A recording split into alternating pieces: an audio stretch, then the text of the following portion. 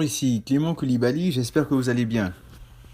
Soyons des Ebed Melech. Soyons des Ebed Melech. En méditant, car le Saint-Esprit m'a mis à cœur de partager quelque chose avec vous. C'est une histoire dans le livre de Jérémie, en Jérémie chapitre 38. Donc voici ce qu'on lit à partir du verset 1. Shephatia, fils de Mathan, Guédalia, fils de Pachour, Youkal, fils de Shélémia, et Pachour, fils de Malkia, entendirent les paroles que Jérémie adressait à tout le peuple en disant « Ainsi parle l'Éternel, celui qui restera dans cette ville mourra par l'épée, par la famine ou par la peste, mais celui qui sortira pour se rendre aux Chaldéens gardera la vie, sa vie sera son butin et il vivra. Ainsi parle l'Éternel, cette ville sera vraiment livrée aux mains de l'armée du roi de Babylone qui la prendra. » Les ministres dirent au roi, que cet homme soit mis à mort, car c'est lui qui décourage les hommes de guerre restant dans cette ville, ainsi que tout le peuple, en leur tenant de tels discours. Cet homme ne cherche pas le bien de ce peuple, mais son malheur. Donc on parle de Jérémie. Verset 5, le roi Sédécias répondit, « Le voici, il est entre vos mains, car le roi ne peut rien faire en ce qui vous concerne. » Alors ils prirent Jérémie et le jetèrent dans la citerne de Milcaïaou, fils du roi, laquelle se trouvait dans la cour de garde. Ils descendirent Jérémie avec des cordes. Il n'y avait point d'eau dans la citerne, mais il y avait de la boue, et Jérémie enfonça dans la boue. Donc, petite mise en contexte. Ici, Jérusalem fait face à un siège. Donc, Jérusalem est attaquée par l'armée de Nebuchadnezzar, donc l'armée de Babylone. Et il y a cette pression-là, et le peuple ne sait pas quoi faire. Et Jérémie parle. Jérémie parle de la part de l'Éternel, et il annonce ce qui va se passer. Il leur dit ce qu'il doit faire. Et là, il y a des personnes qui se lèvent contre les paroles de l'Éternel et qui veulent en finir avec Jérémie. Ils veulent le tuer. Et vous savez, il y a ce passage-là dans Proverbe 19, 21 qui dit que l'homme fait des plans, mais c'est le dessein de l'Éternel qui s'accomplit. Donc, le cœur de l'homme fait des projets, mais c'est le dessein de l'Éternel qui s'accomplit. C'est toujours ainsi. On a des plans qu'on fait, on a différents projets qu'on met en place et tout. Donc, il y a dans le cœur de l'homme beaucoup de pensées, mais c'est le dessein de l'Éternel qui s'accomplira, ou c'est le dessein de l'Éternel qui s'accomplit. Et les pensées que ces personnes-là avaient, c'était dans d'écoute complètement avec Jérémie, parce que selon eux, Jérémie décourage le peuple. Pourtant, c'est la réalité. Pourtant, c'est ce que le Seigneur dit. Donc, il y a toute cette mise en contexte, là, il y a toute cette situation, et parfois, on peut faire face à des situations, et on ne sait pas quoi dire. Et parfois, lorsque il y a une parole même qui nous vient du Seigneur, on peut ne pas forcément être en accord, mais notre devoir est de nous y soumettre parce qu'elle vient de l'Éternel. Dieu est souverain. Et ce qui est intéressant maintenant, c'est la suite. À partir du verset 7, voici ce qui est dit.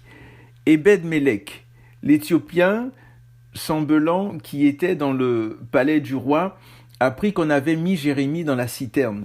Le roi siégeait à la porte de Benjamin. Ebed-Melech sortit du palais du roi et parla au roi en ces termes. « Ô roi, mon seigneur, ces hommes ont mal agi en tout ce qu'ils ont fait au prophète Jérémie en le jetant dans la citerne. Il y mourra de faim sur place, car il n'y a plus de pain dans la ville. » Le roi donna cet ordre à Ebed-Melech, l'Éthiopien. « Prends sous tes ordres 30 hommes, et tu feras remonter de la citerne le prophète Jérémie avant qu'il ne meure. » Ebed-Melech prit les hommes sous ses ordres et se rendit au palais du roi dans un lieu au-dessous du trésor. Il en sortit des lambeaux usés et de vieux haillons, et il les descendit à Jérémie dans la citerne avec des cordes. Ebed-Melech, verset 12, Ebed-Melech l'Éthiopien dit à Jérémie, « Mets ces lambeaux usés et ces haillons sous tes aisselles par-dessous les cordes. » Jérémie fit ainsi. Ils retirèrent Jérémie avec les cordes et le firent remonter de la citerne. Jérémie resta dans la cour de garde. Amen. Donc ici, vous voyez, on a Ebed-Melech qui se démarque, notre ancêtre, Ebed-Melech, cet Africain-là, qui se démarque, donc l'Éthiopien, et Ebed-Melech qui, on dit, il était semblant, ou parfois eunuque, et en fouillant, l'eunuque n'était pas forcément une personne qui qui ne pouvait pas avoir d'enfants, ou pouvait pas aller avec une femme, ou bien mettre des enfants au monde, parce que en fouillant, en cherchant, on nous dit que Potiphar, par exemple, qui avait sa femme, c'est comme s'il avait le titre d'eunuque ou de chambellan. Mais ici, on voit quand même qu'il y a un certain respect, il y a un certain niveau par rapport à cette personne-là. Donc, Ebed-Melech vient et il se démarque. Il va voir le roi. Il va voir le roi et il intercède auprès du roi pour Jérémie. Donc, Ebed-Melech est un type de Christ.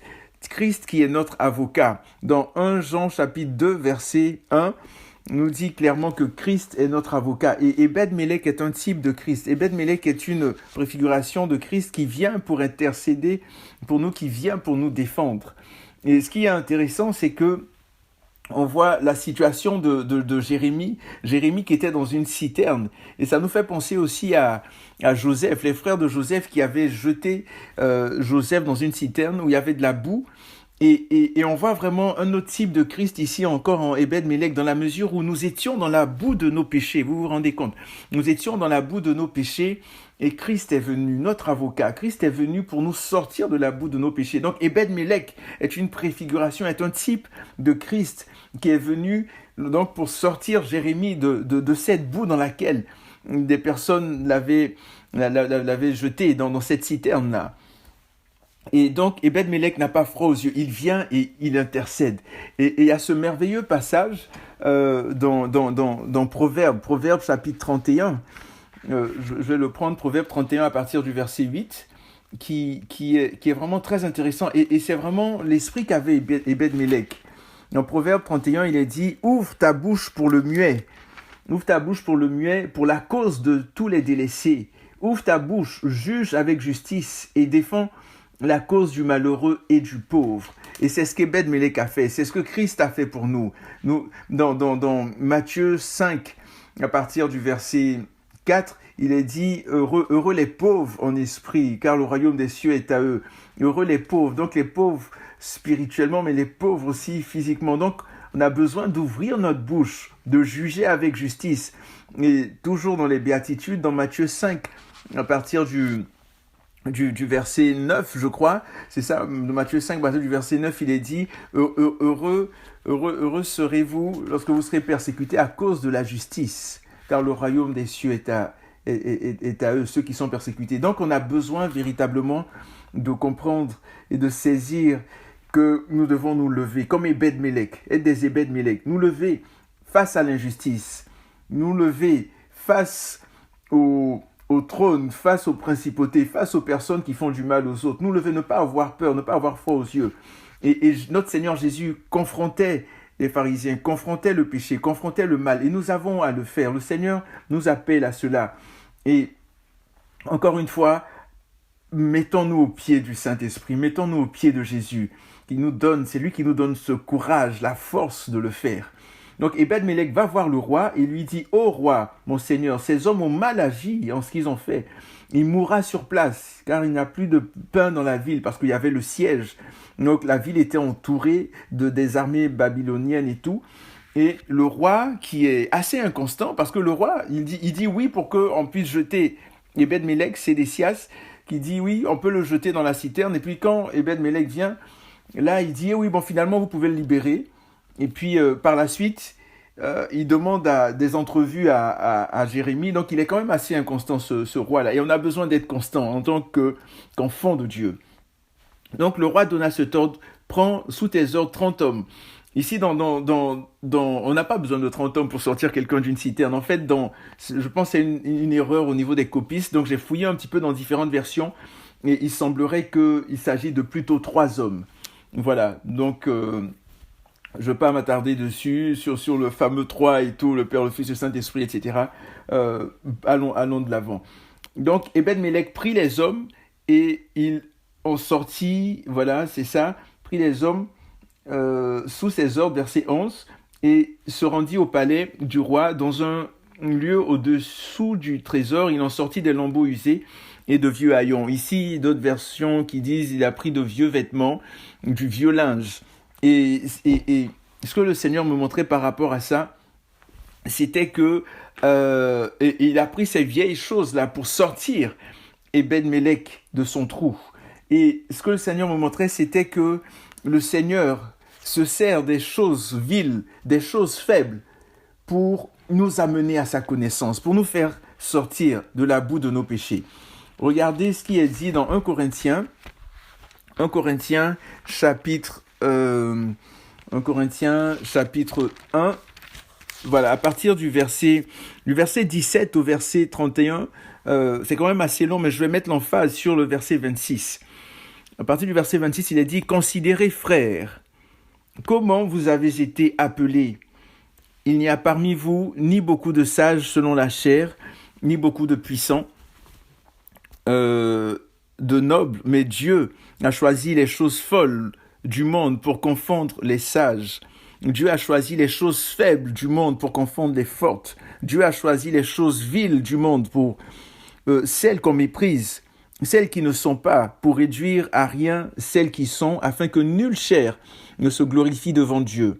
Or, c'est par lui que vous êtes en Christ Jésus, qui, de par Dieu, a été fait pour nous sagesse et aussi justice, sanctification et rédemption, afin, comme il est écrit, que celui qui se glorifie dans le Seigneur. Donc vous voyez, Dieu a choisi les choses faibles, les choses folles, les choses viles. Et ici, c'est des choses comme ça que Ebed-Melech a prises pour aller sortir Jérémie de la boue du péché, de là où il était, de la boue de la fosse. Et c'est ce que le Seigneur utilise aussi. Donc ne méprisons pas des fois des personnes qui viennent, qui n'ont pas l'air juste, je sais pas moi, à cause de l'apparence au top ou quoi que ce soit, mais qui font des choses qui frappent les regards parce que il y a Dieu dedans. Donc il y a des trésors dans des vases de terre, comme il est dit dans la parole. Donc vous voyez, c'est vraiment important, vraiment intéressant de voir cette image, cette préfiguration-là. Et un autre élément, c'est que Ebed-Melech, donc tout comme Christ, je parlais de notre avocat, donc qui est le terme de consolateur aussi, et Ebed-Melech signifie esclave du roi ou serviteur du roi. Donc c'est un autre type de Christ. Christ qui est véritablement l'esclave du roi, Christ qui est venu, oui, qui est venu, et nous aussi. Donc nous aussi, quand on prend Romains chapitre 6, dans Romains chapitre 6, c'est vraiment un passage très intéressant, à partir du verset 16. Romains 6, verset 16, on voit que, voici ce qui est dit, ne savez-vous pas que si vous vous livrez à quelqu'un comme esclave pour lui obéir, vous êtes esclave de celui à qui vous obéissez, soit du péché qui conduit à la mort, soit de l'obéissance qui conduit à la justice. Mais grâce à Dieu, après avoir été esclave du péché, vous avez obéi de cœur à la règle de doctrine qui vous a été transmise. Le verset 18 dit « Libérés du péché, vous êtes devenus esclaves de la justice. Je parle à la manière des hommes à cause de la faiblesse de votre chair. De même donc que vous avez livré vos membres comme esclaves à l'impureté et à l'iniquité pour aboutir à l'iniquité, ainsi maintenant livrez vos membres comme esclaves à la justice pour aboutir à la sanctification. » Et on voit cette justice qu'a faite Ebed-Melech envers Jérémie. Verset 20, « Car lorsque vous étiez esclaves du péché, vous étiez libres à l'égard de la justice. Quels fruits portiez-vous alors? Des fruits dont vous avez honte maintenant, car leur fin c'est la mort. Mais maintenant, libérés du péché et esclaves de Dieu, vous avez pour fruit la sanctification et pour fin la vie éternelle.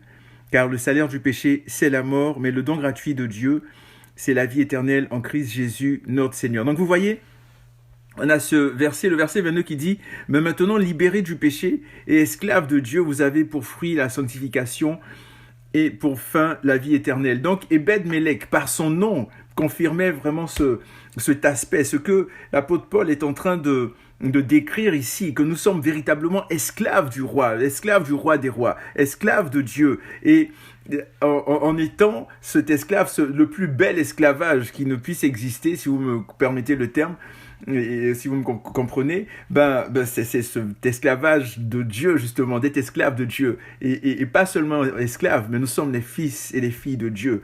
Et c'est extraordinaire. Donc on voit Ebed-Melech, on voit ce passage-là, on voit toute cette préfiguration de Christ Et on voit par la suite quelque chose de très, très, très intéressant. C'est un peu la suite. Ce qu'est devenu Ebed-Mélec. Comment est-ce que Dieu voit cela? Comment est-ce que Dieu voit l'attitude d'Ebed-Mélec? Et en Jérémie 39, donc ce qui se passe, il y a la prise de Jérusalem. Et un peu plus tard, donc les Chaldéens qui viennent, qui brûlent la ville et tout ça. Et dans ce moment crucial où on pense que tout est fini, tout est terminé. Et voilà Jérémie, le Seigneur qui envoie Jérémie vers Ebed-Mélec pour que Jérémie puisse lui parler de sa part, donc de la part de l'Éternel. Voici ce qui est dit au verset 15, Jérémie 39, verset 15. La parole de l'Éternel fut adressée à Jérémie en ces mots pendant qu'il était détenu dans la cour de garde. Va, parle à Ebed-Mélec, l'Éthiopien, tu lui diras, ainsi parle l'Éternel des armées, le Dieu d'Israël. Voici, je vais faire venir sur cette ville ce que j'ai prononcé pour le malheur et non pour le bien. Cela arrivera en ce jour-là sous tes yeux. Mais en ce jour-là, je te livrerai oracle de l'Éternel, et tu ne seras pas livré entre les mains des hommes que tu redoutes. Je te délivrerai, mais en ce jour-là, je te délivrerai, oracle de l'Éternel, et tu ne seras pas livré entre les mains des hommes que tu redoutes. Verset 18, je te ferai échapper, et tu ne tomberas point par l'épée. Ta vie sera ton butin, parce que tu as eu confiance en moi, oracle de l'Éternel. Alléluia. C'est extraordinaire. Vous voyez, on voit ici l'Éternel, à cause du geste d'Ebed-Mélec, à cause de la crainte qu'il avait pour Dieu, à cause du désir qu'il avait de ne pas voir Jérémie souffrir, de ne pas voir le serviteur de Dieu souffrir, de ne pas voir son semblable être persécuté. Donc Ebed-Mélec a agi, il a intervenu, et là le Seigneur a vu cela. Et j'aimerais dire à quelqu'un, encourager une personne, de dire que lorsque tu penses que tout est fini, tout est dur, tout est noir, là, Jérusalem était en train d'être prise, il y avait des maisons qui étaient brûlées, etc. Et le Seigneur se souviendra de toi. Le Seigneur se souvient. Le Seigneur s'est souvenu d'Ebed-Mélec. Et le Seigneur est allé pour dire, alléluia, le Seigneur est allé pour dire à Ebed-Mélec, il dit, voici ce qui va se passer. Voici le malheur que j'ai prononcé qui vient sur la ville. Mais toi, en ce jour-là, je te délivrerai. Et j'aimerais te dire, le Seigneur te dit la même chose. Le Seigneur va te délivrer. Si tu te mets dans ses mains, si tu lui fais confiance, si tu t'appuies sur lui, quel que soit ce qui va se passer, quelle que soit même la fin, malgré les souffrances, les difficultés, les persécutions, il y a une parole qui viendra de l'Éternel pour te dire, je suis avec toi, je ne t'abandonnerai pas, je ne te délaisserai pas. Merci Seigneur. Il dit, en ce jour-là, je te délivrerai, oracle de l'Éternel, et tu ne seras pas livré entre les mains des hommes. Je te ferai échapper, et tu ne tomberas point par l'épée. Et pour quelle raison? Parce que tu as eu confiance en moi. Avons-nous confiance en l'Éternel? Est-ce que nous lui faisons confiance? Faisons-lui confiance. Il ne nous trahira jamais. Jamais. Faisons confiance en l'Éternel. Il y a ce merveilleux passage en Ésaïe 40, à partir du verset, on va le prendre, 29 je crois, Ésaïe 40, qui parle de ceux qui se confient en l'Éternel. Il nous dit au verset 29, il donne de la force à celui qui est fatigué, et il augmente la vigueur de celui qui est à bout de ressources. Et qu'il en soit ainsi.